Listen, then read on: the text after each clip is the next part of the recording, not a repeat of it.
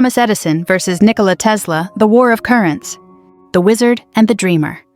Picture America in the late 1800s. The Civil War is a memory. Railroads stitch the continent together, and cities are buzzing, quite literally, with the first electric lights.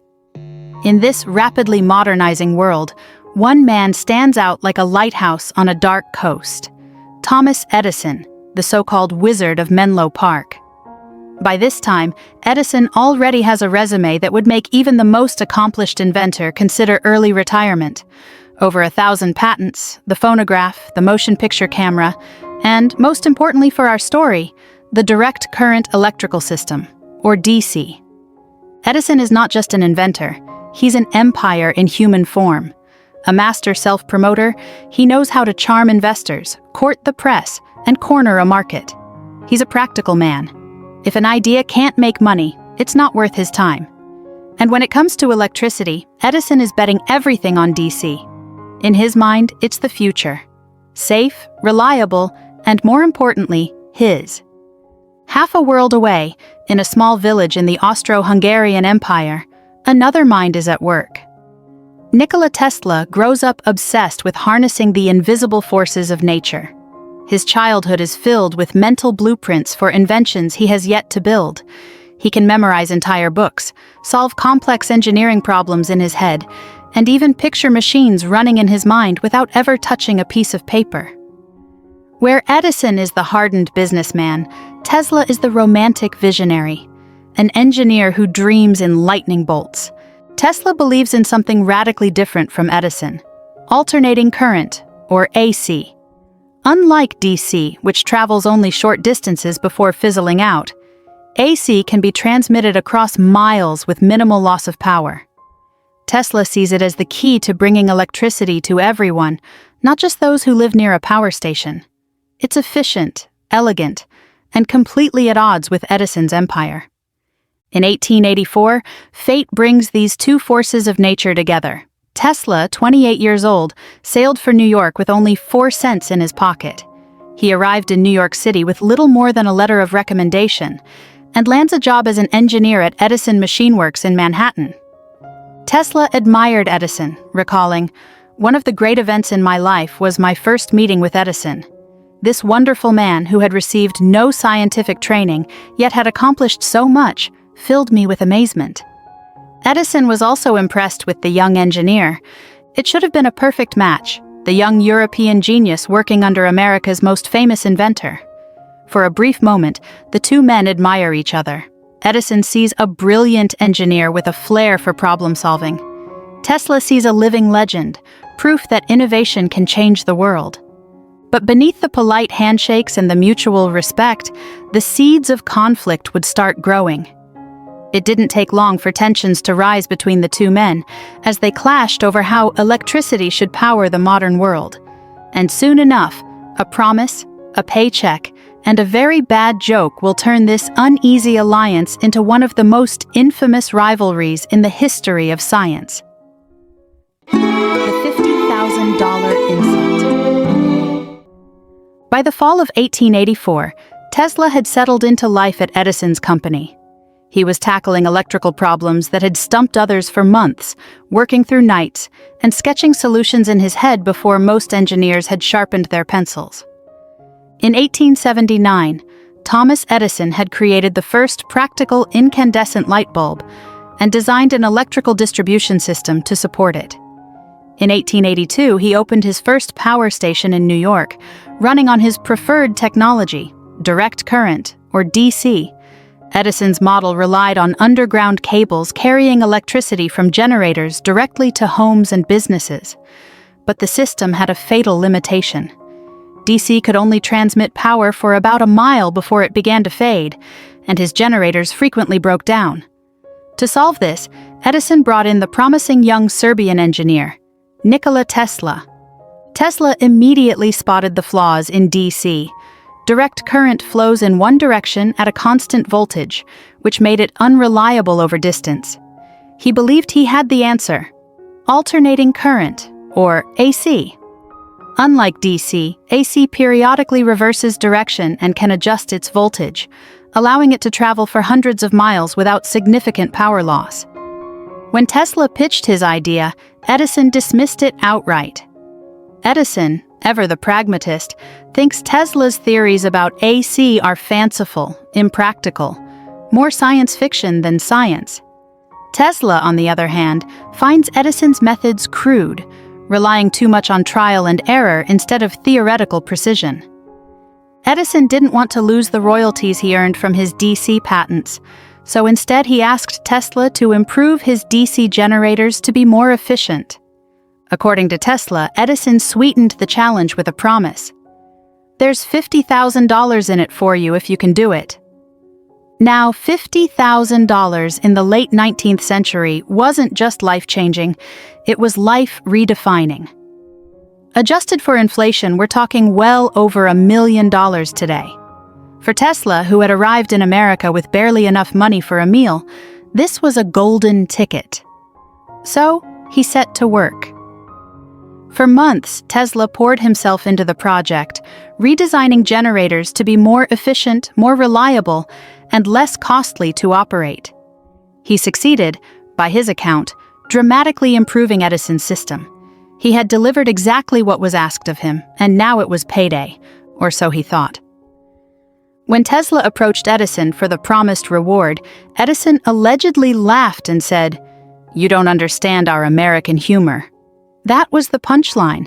The joke was that there was no $50,000. Tesla was stunned. For him, this wasn't a cultural misunderstanding. It was a betrayal. For Edison, it may have been a casual dismissal, or perhaps a way to assert dominance over the newcomer. Either way, the damage was done. Tesla had just been handed a crash course in the difference between American business culture and European idealism. The moment marked the breaking point. Tesla didn't argue, he didn't plead, he simply resigned. No fanfare, no dramatic confrontation, just a clean exit. The split was small news at the time, but in hindsight, it was the first shot in what would become the War of Currents. Edison lost a talented engineer. Tesla lost faith in Edison's integrity. Both men, however, gained something else, a personal grudge and a determination to prove the other wrong on the grandest possible stage. For Edison, Tesla represents the kind of disruptive innovation that can topple a business empire because AC threatened not only Edison's preferred technology, but also the lucrative royalties tied to his DC patents. For Tesla, Edison embodies the old guard, a gatekeeper standing between the world and the future. Tesla moved on to work as a ditch digger for a time, a humiliating step down from engineering genius. But his mind never stopped churning. He still believed AC was the future, and he just needed the right backer to make it happen. Meanwhile, Edison barely looked back. He had an empire to run, and in his mind, Tesla's alternating current ideas were nothing more than impractical distractions. But as we'll see, this wasn't the last time Edison would hear Tesla's name, or feel his presence breathing down his neck in the marketplace. What began as a simple business dispute had now hardened into something far more combustible, a rivalry fueled by bruised egos, competing visions of the future, and a growing sense that the world wasn't big enough for both of them to be right. And the battleground for their first true clash? Electricity itself. A C versus DC, the spark of rivalry. After walking away from Edison's company, Tesla could have taken the safe route, found steady engineering work, kept his head down, and avoided antagonizing the most famous inventor in America. But Tesla was not built for safe routes. He was built for grand visions, for machines that hummed with the power of the future, for a world connected by invisible currents of energy. And for him, alternating current, AC, was the answer. To understand why AC and DC sparked such a fierce rivalry, we have to talk physics. But don't worry, this won't be a high school science lecture. Edison's direct current flowed in one constant direction, like water running through a straight pipe. It was stable and safe, but it could only travel short distances before losing too much power. This meant cities would need power stations on almost every corner. Great for Edison's business model, not so great for efficiency. Tesla's AC, on the other hand, switched direction many times a second. This alternating flow could be sent through transformers, which allowed the voltage to be cranked up for long-distance travel, then lowered again for safe use in homes. It was cheaper, more efficient, and scalable, exactly the kind of disruptive technology that could make Edison's DC obsolete. But there was one problem. Tesla was broke. His genius didn't pay the bills, and his AC system was still just a collection of sketches, prototypes, and ideas floating in his head. That's when George Westinghouse entered the picture. Westinghouse was no stranger to taking risks. A wealthy industrialist and inventor himself, he'd made his fortune with railway air brakes and saw AC as the missing link in long-distance power transmission, the key to electrifying America. When he met Tesla in 1888, he didn't just invest. He bought Tesla's patents outright for $60,000, hired him to help develop a commercial AC system, and offered Tesla stock and royalties of $2.50 for each horsepower of electricity sold. All of this is worth millions today. It was the partnership Tesla needed, and the nightmare Edison feared. Now the stage was set. On one side, Thomas Edison, backed by his General Electric empire, pushing DC as the safe, tried-and-true standard. On the other, Nikola Tesla and George Westinghouse, promising that AC could carry electricity to every home, farm, and factory in the country. This was no longer a technical debate. It was a business war. Billions of dollars in today's money were at stake. And when you're talking about that much money, the fight isn't polite. It's ruthless. Edison wasn't just going to argue against AC, he was going to try and destroy it. The struggle between Edison on one side and Tesla with Westinghouse on the other would go down in history as the War of the Currents, a fierce campaign in which Edison waged a propaganda offensive, determined to brand AC as deadly in the eyes of the public. Coming up next, we'll watch Edison unleash one of the most infamous smear campaigns in history. It involved fear, propaganda, and a disturbing number of dead animals. Edison's smear campaign. By the late 1880s, Edison could see the writing on the wall. Westinghouse and Tesla's AC system was gaining traction, and every city that chose AC over DC meant a chunk of his empire slipping away. Edison wasn't about to lose quietly. If he couldn't win by making DC more efficient, he'd win by making AC terrifying. And so began one of the most notorious propaganda campaigns in the history of technology, a campaign fueled by fear, sensationalism, and more than a little showmanship. Edison's central claim was simple. AC wasn't just risky, it was lethal. Yes, all electricity could be dangerous in the wrong circumstances, but Edison wanted the public to believe that AC was a death trap waiting to happen, and he set out to prove it in the most gruesome way possible. At public demonstrations, Edison's team began electrocuting animals with AC to show how deadly it was. The victims ranged from stray dogs and cats to larger animals like calves and horses. These experiments were staged spectacles, complete with crowds and gasps of horror. And it didn't stop there. In one infamous case in 1903, long after the War of Currents was over, a circus elephant named Topsy was publicly electrocuted with AC in Coney Island, filmed for good measure. The footage would later circulate for years as a grim testament to the brutality of the campaign. A series of fatal accidents in New York and other cities further stoked public fear. The most shocking came when a telegraph lineman named John Feeks was electrocuted, his body left dangling in a web of live wires above the street as horrified onlookers watched. The outcry was immediate, and New York authorities responded by ordering AC power lines to be buried underground. But perhaps the most chilling move came when Edison lent his influence to the invention of the electric chair. When the state of New York commissioned an electricity salesman named Harold Brown to build the electric chair, Edison quietly supported its development, powered, of course, by AC generators secured through a second-hand dealer, so that the first execution by electrocution would forever link alternating current with death in the public mind. It was ruthless marketing. And it worked. For a while, newspapers carried sensational headlines. Citizens grew fearful. A C had to fight uphill to prove it was safe. Meanwhile, Tesla went in the opposite direction with his public image. If Edison wanted to make AC seem deadly, Tesla wanted to make it magical. At lectures, Tesla would allow AC current to pass through his body to light lamps, seemingly unharmed. He'd create crackling arcs of blue-white lightning with his coils, dazzling audiences instead of horrifying them. The contrast couldn't have been sharper: Edison's fear versus Tesla's wonder. One man showing electrocutions, the other lighting bulbs with his bare hands. But propaganda has a short shelf life, and eventually the public wanted more than horror stories. They wanted results.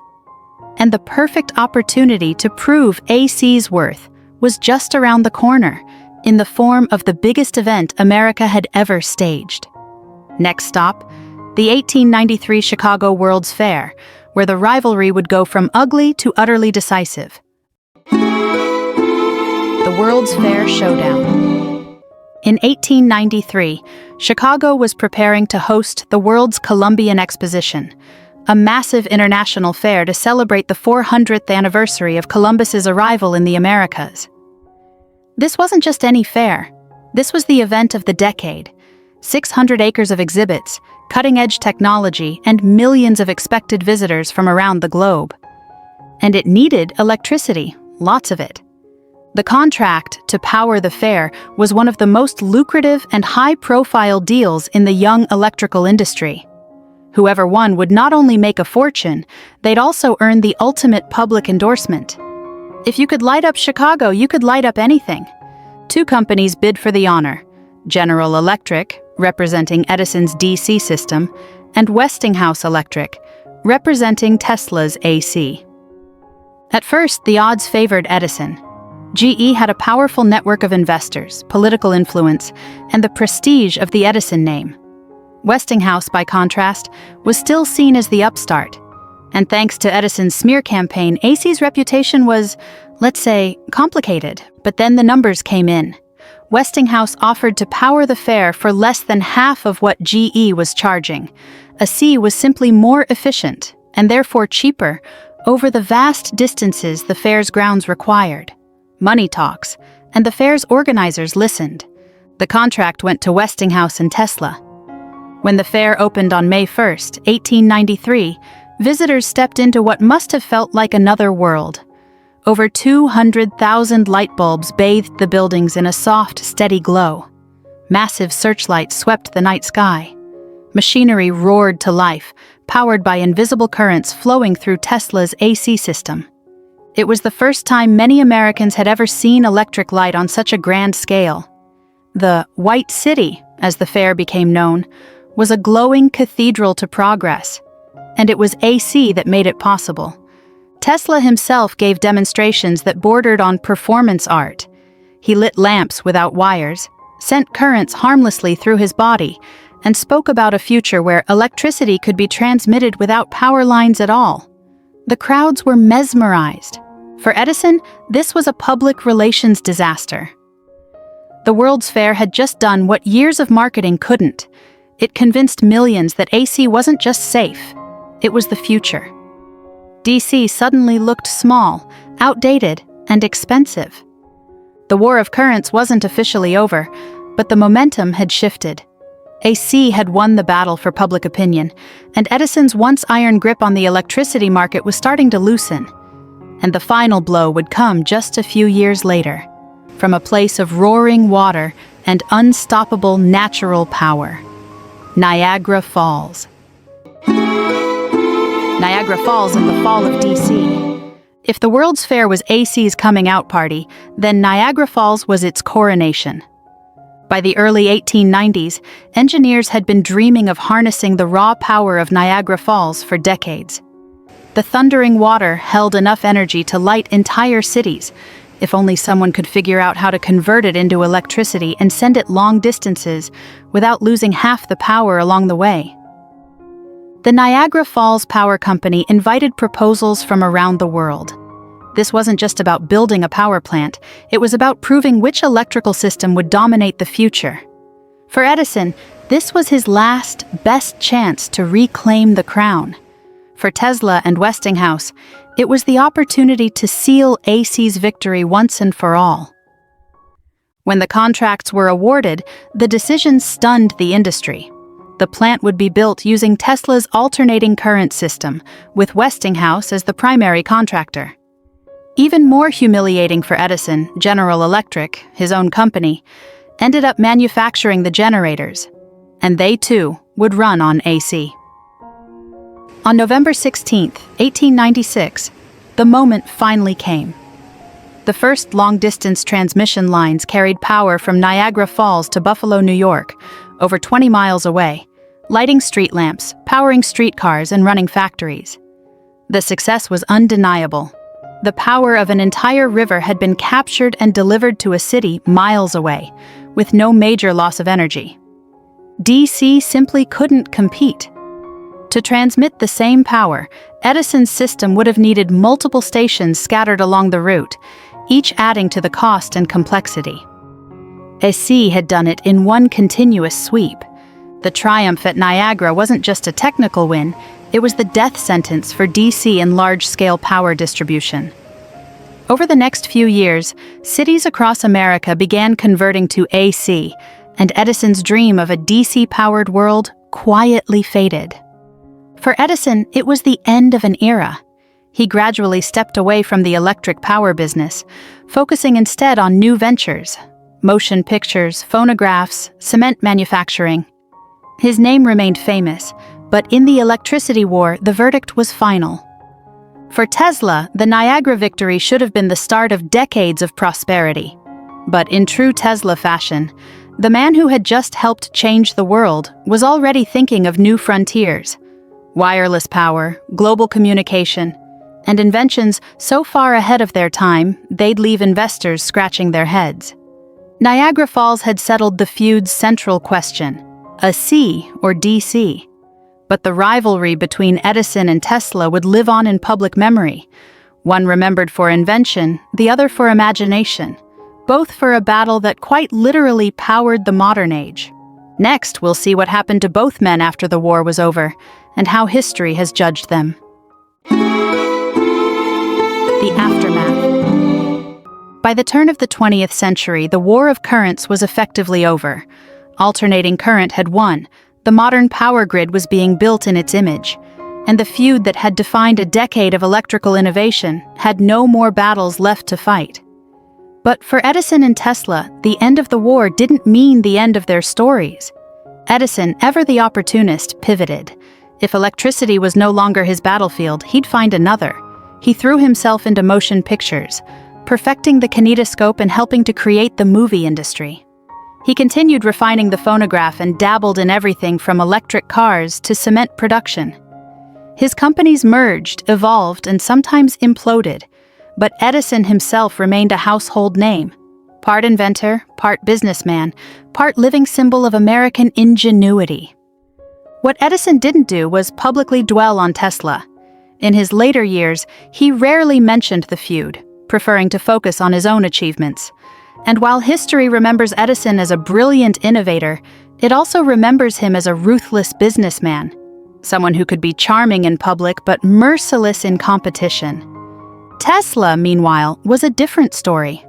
The Niagara victory and the World's Fair had made him a scientific celebrity, but fame didn't translate into lasting wealth. Westinghouse had won the commercial war. But business victories are rarely clean, and the cost had been high. Financial strain, lawsuits, and public smear campaigns had taken their toll on both sides. Tesla's deals with Westinghouse were generous at first. But when Westinghouse's company ran into financial trouble, Tesla famously tore up his lucrative royalty contract to save the business. It was a noble gesture, and a catastrophic financial decision. Tesla is believed to have walked away from an estimated $12 million in royalties, an amount that would translate to more than $300 million today. Over time, those royalties could have made him the world's first billionaire. Westinghouse offered him a one-time payout of $216,000, about $5 million in today's money, for the perpetual rights to his AC patents. It was a decision that would haunt Tesla. By giving up his future fortune, he was left without the financial means to pursue many of his most ambitious ideas. Tesla kept inventing. He moved on to grander, more speculative projects: wireless energy transmission, radio waves, and his visionary and often eccentric experiments at Wardenclyffe Tower. Some ideas would prove prophetic, as his prediction of transmitting data without wires came true in the early 90s with the internet, which has changed our lives. Others would push him to the margins of serious scientific recognition. He built massive Tesla coils that hurled lightning into the air, terrifying neighbors and thrilling journalists. But investors grew wary of his wilder projects, and money became scarce. As the decades passed, Tesla's fortunes declined. He moved from lab to lab, hotel to hotel, often leaving unpaid bills in his wake. By the 1930s, he was living alone in a New York hotel room, feeding pigeons in the park and working on increasingly secretive projects. In 1943, Tesla died in relative obscurity. Just months later, the U.S. Supreme Court upheld his patent for the radio, recognizing him, not Marconi, as the true inventor. But by then, Tesla wasn't around to see the vindication. History's verdict on the feud is complicated. Edison is remembered as the ultimate American inventor, but with a reputation for being cutthroat and sometimes dismissive of others' contributions. Tesla has become the patron saint of visionaries, brilliant, eccentric, and underappreciated in his own time. And together, their rivalry has taken on a symbolic meaning far beyond electricity. It's become the eternal struggle between pragmatism and idealism, profit and vision, the grounded realist and the untethered dreamer. But before we close this chapter, we have one more thing to explore: why this feud, more than a century later, still captivates, and what it tells us about the technology battles of today. The current that never dies. The War of the Currents officially ended more than a century ago, but its echoes still hum quietly in every city skyline, in every streetlight that flickers on at dusk. Edison and Tesla's battle was more than a fight over electrical systems. It was a collision between two worldviews, two egos, and two very different visions of the future. Today, their feud feels strangely familiar. Swap out electricity for smartphones, space travel, or AI, and the players change. But the story remains the same. The visionary versus the mogul, the dreamer versus the strategist, the one with the big idea versus the one who knows how to sell it. That's why Edison and Tesla endure. They weren't just fighting over how to light a bulb, they were fighting over how to light the world. And in the process, they gave us not only the modern power grid, but also a timeless story about ambition, ego, and the high-voltage spark that flies when two visions for the future collide. In the decades that followed, public memory began to soften the edges of their rivalry. Edison was celebrated as a symbol of American ingenuity, a tireless inventor who brought light to the world. Tesla became, for a time, a forgotten genius, overshadowed by the men who commercialized his work. But history has a way of rediscovering those ahead of their time. In recent years, Tesla's reputation has undergone a dramatic revival, fueled by the internet, pop culture, and even an electric car company bearing his name. Ironically, both men's legacies are intertwined in ways neither would have liked to admit. The modern electrical grid is a hybrid of their visions: AC for long-distance transmission, DC for electronics, household appliances, and specialized applications. In the end, the war produced not just a winner, but a compromise, proof that innovation often thrives in the space between opposing ideas. And perhaps that's the final truth about the Edison-Tesla feud. It wasn't simply about who was right or wrong. It was about the friction that drives progress, the stubborn refusal to yield, and the belief, sometimes reckless, sometimes brilliant, that one person's idea can change the world. When the lights come on, they will owe a debt to both the wizard of Menlo Park and the dreamer of the electric age. The currents they set in motion are still flowing, quiet, unseen, and unstoppable. Like, comment, and subscribe for more epic stories from history's greatest feuds.